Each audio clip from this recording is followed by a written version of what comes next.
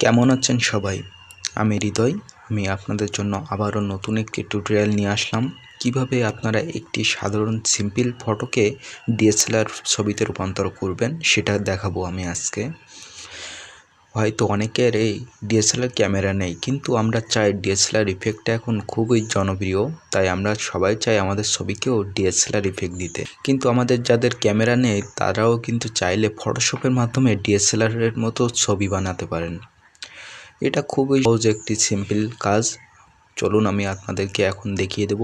তার আগে একটি কথা বলে রাখছি, যারা আমার চ্যানেলে নতুন এসেছেন তারা অবশ্যই চ্যানেলটি সাবস্ক্রাইব করুন, আর যারা আগে থেকে করেছেন তাদের অসংখ্য ধন্যবাদ। লাইক কমেন্ট শেয়ার করে সবাই পাশে থাকবেন। চলুন তাহলে কথা না বাড়িয়ে টিউটোরিয়ালটি শুরু করা যাক। প্রথমে ফটোশপে ওপেন করলাম। এই যে এই ডিএসএলআর ইফেক্টটি বানিয়ে রেখেছি, এটা আমার অনেক আগের একটি ছবি। আপনাদের এটাতে আপাতত কাজটা দেখিয়ে দেওয়ার জন্য করেছি। এই যে মনে করেন এই ছবিটা থেকে আমি এই ডিএসএলআর ইফেক্টের এই ছবিটা তৈরি করেছি। এটা আপনাদের এখন আবারও করে দেখাবো আমি। চলুন তাহলে এটা আপাতত ডিলিট করে দিচ্ছি। আপনার কাঙ্ক্ষিত ছবিটি আপনি প্রথমে ফটোশপে ওপেন করবেন। ওপেন করার পরে সিলেক্ট করতে হবে আপনার ছবিটি। তার আগে এখানে ডুপ্লিকেট লেয়ার করে নেবেন।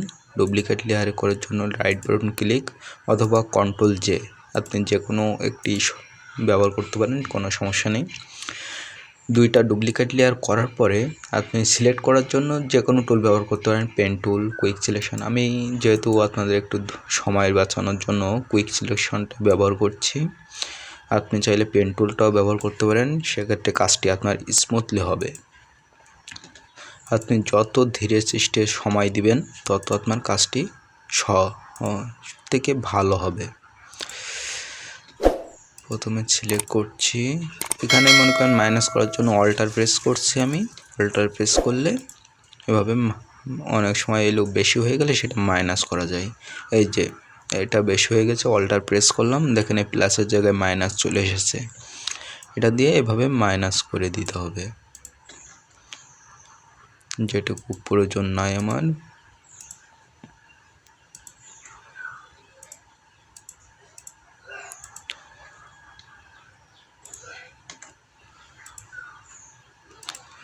আপনারা যারা এখনও চ্যানেলটি সাবস্ক্রাইব করেননি তারা অবশ্যই চ্যানেলটি সাবস্ক্রাইব করুন।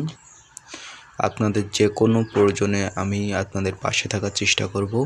আপনাদের কোনো বুঝতে সমস্যা হলে কমেন্ট বক্সে জানাবেন, আমি আপনাদের হেল্প করার সর্বোচ্চ চেষ্টা করব।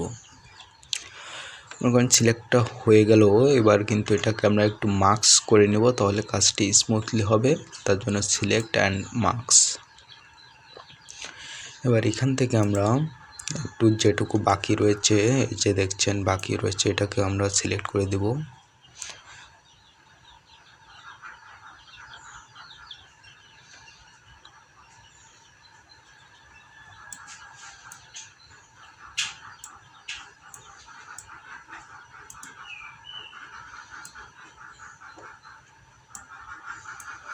সুন্দর করে এভাবে সব সিলেক্ট করে ফেলবেন।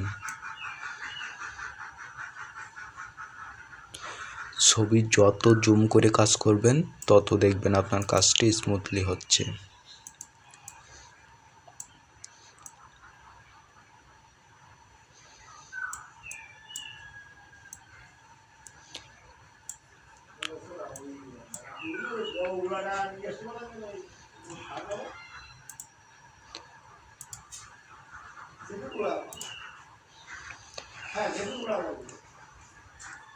এখানেও একটু বাকি রয়েছে মনে হচ্ছে, এটাকে আমরা কভার করে দিব।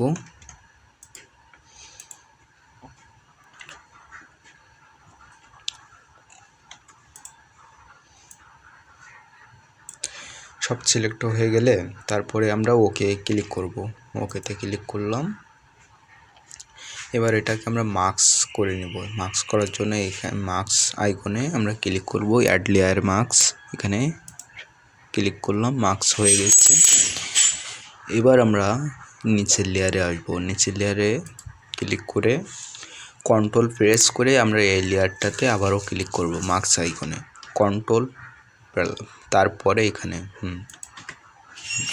ক্লিক করে এটাকে আমরা এক্সপান্ড করব। এক্সপান্ডের জন্য সিলেক্ট অপশানে যাব, মডিফাই থেকে এক্সপান্ড করে নেব একটু ফেদার দেওয়ার জন্য। আমরা ছবির রেজুলেশন অনুযায়ী আপনি এখানে দিতে পারেন ফেদার, আমি 4 দিলাম।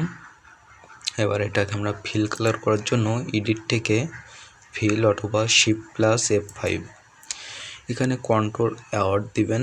যদি অন্য কোনো কিছু থাকে তাহলে এটা আপনি সিলেক্ট করে নেবেন, আর এগুলো নর্মাল অপাসিটি 100% রাখবেন, দিয়ে ওকে প্রেস করবেন।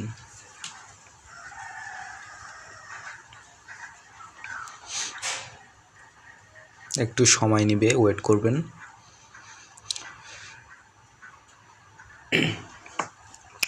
আর আপনারা যদি আমার সাথে সোশ্যাল মিডিয়ায় কানেক্ট থাকতে চান, আমার ডিসক্রিপশনে আমার ফেসবুক লিঙ্ক দেওয়া আছে, আপনি চাইলে আমার ফেসবুকে পেজে মেসেজ করতে পারেন, আমার সাথে যোগাযোগ করতে পারেন।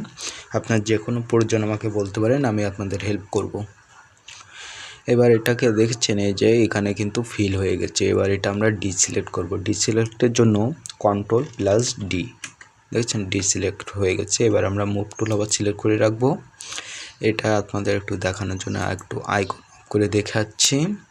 এই যে দেখুন এখানে কিন্তু ছবিটা নেই, ফিল কালার হয়ে গেছে এই লেয়ারটি। এবার এটাকে আমরা ব্লার এফেক্ট দিব। তার জন্য ব্লার এফেক্টের জন্য ফিল্টার থেকে ব্লার গ্যালারি, এখানে টিট গ্যালারি শিফট, এখান থেকে আমরা যে এটাকে আমরা একটু নিচে নামিয়ে, এখানে আপনি ঘুরিয়ে ফিরিয়ে সবভাবে দিতে পারেন, আপনার যেটা পছন্দ হয়। আমি সম্পূর্ণটাই দিলাম। এখান থেকে আপনি মনে করেন DSLR বাড়িয়ে কমিয়েও দিতে পারেন, কোনো সমস্যা নেই। আপনার মন মতো, আপনার যেটুকু প্রয়োজন আপনার ছবির রেজুলেশন অনুযায়ী সেটুকুই দিবেন। তবে আমার পরামর্শ থাকবে আপনি অতিরিক্ত ব্লার এফেক্ট দিবেন না, এতে মনে করেন ছবিটি দেখেন কেমন একটি দেখাচ্ছে, এটা কি ভালো দেখায়। আপনি পরিমিত পরিমাণে ব্লার এফেক্ট দিবেন, তাহলে দেখবেন আপনার ছবিটি সুন্দর দেখাচ্ছে। আমি 14 পিক্সেল দিলাম, দিয়ে ওকে। আবার এখান থেকে আপনি কিন্তু আরও অনেক কিছু করতে পারেন। এই যে দেখেন লাইট ব্রোকেন কালার, এখান থেকে আরও অনেক কিছু কালার ইফেক্টে আপনি চেঞ্জ করে নিতে পারেন আপনার প্রয়োজন অনুযায়ী। এখানে মোশন ইফেক্ট, নয়েজ, এখান থেকে এটা ডিসক্রিপশন, এখান থেকে আপনি আরও অনেক কিছু চেঞ্জ করতে পারেন। কিন্তু সবগুলো আপনি দিয়ে দেখবেন, আপনার যেটা পছন্দ হয় দিয়ে ওকে করবেন। এই যে দেখুন আমাদের সেই ছবিটি কিন্তু DSLR ইফেক্টে পরিণত হয়ে গিয়েছে। দেখলেন তাহলে কত সহজ একটি সিম্পল সাধারণ ছবিকে DSLR ছবিতে রূপান্তর করা। এবার এই দুইটা সিলেক্ট করে এটাকে আমরা মার্জ করব। মার্জ করার জন্য Ctrl+E অথবা এখানে রাইট বাটন প্রেস করে মার্জ লেয়ার্স, এই দুইটা মার্জ হয়ে গেল। এবার আমরা আগেরটা দেখব এবং এখন যেটা করলাম সেটা দেখব।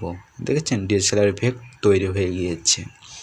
এবার এটাকে আমরা একটু ব্রাইটনেস বাড়ানোর জন্য ব্রাইটনেস কন্ট্রাস্ট দিয়ে দেব। ব্রাইটনেস একটু কম বেশি করিয়ে দেখব কোনটা আমাদের বেটার দেখায়। আপনার ছবির রেজুলেশন অনুযায়ী আপনি নিজের দায়িত্বে ঠিক করে নেবেন আপনার কেমন ব্রাইটনেস দিলে আপনার ছবিটি ভালো দেখাচ্ছে। তাহলে আজকের টিউটোরিয়ালটি এখানেই শেষ করছি। পরিশেষে সবার জন্য সুস্থ কামনা, দোয়া রইল। আর যারা আমার চ্যানেলটি এখনও লাইক দেননি তারা অবশ্যই লাইক, কমেন্ট, শেয়ার করবেন। সুস্থ থাকুন, ভালো থাকুন। আবার দেখা হবে নতুন টিউটোরিয়ালে। খোদা হাফেজ।